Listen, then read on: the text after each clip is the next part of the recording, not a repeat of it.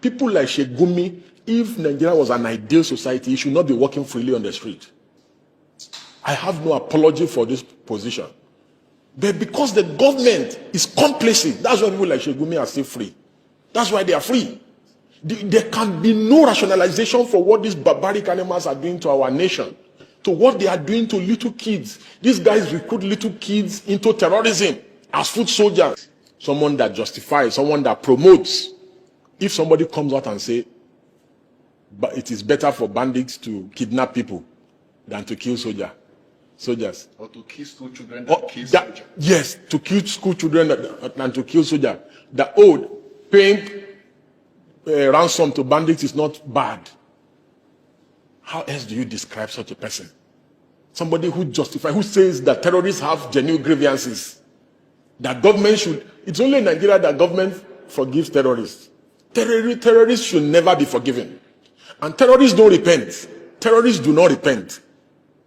The only way terrorists repent is when they meet their maker. People like GUMI, if Nigeria was an ideal society, it should not be walking freely on the street. I have no apology for this position. But because the government is complicit, that's why people like GUMI are still free. That's why they are free.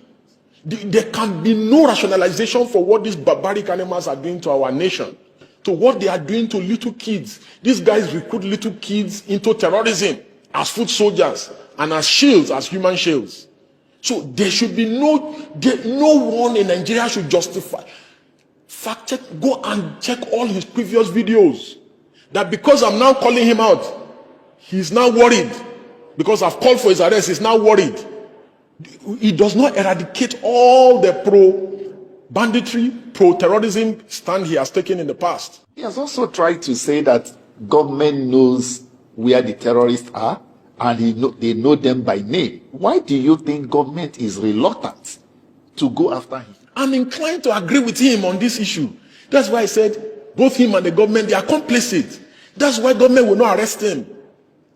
But if somebody like me say those things that he's saying, I will be arrested.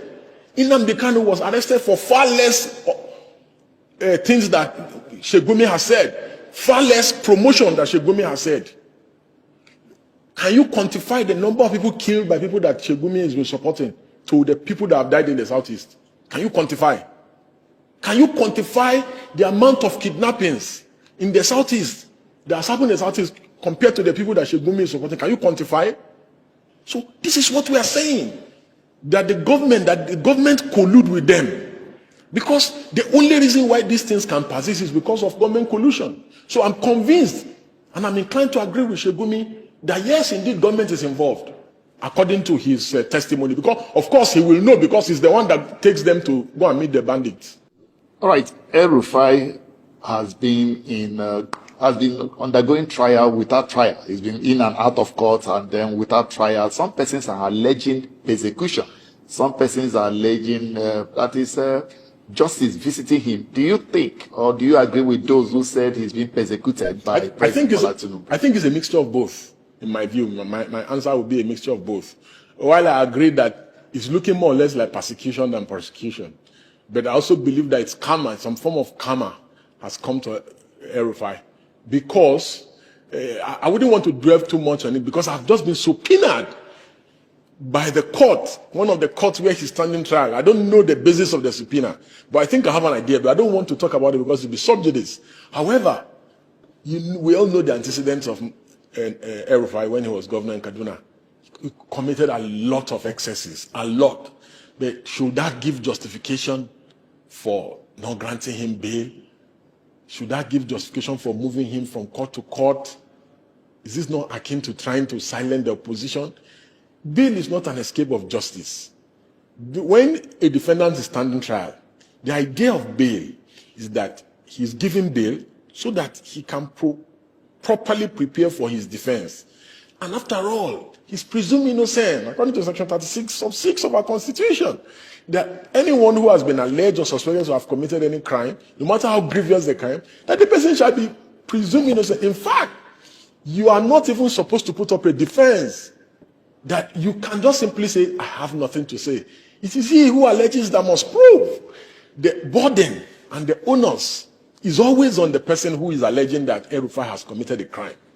But when you now shift the burden to the defendant and you're saying, oh, we will not give you bail because if we give you bail, we believe you will tamper with the investigation, you will escape justice, then the defendant is no longer presumed innocent. So it's on that basis that I agree with those who are saying that he's been somewhat persecuted, that indeed there are indices that yes, El-Rufai is suffering some form of persecution.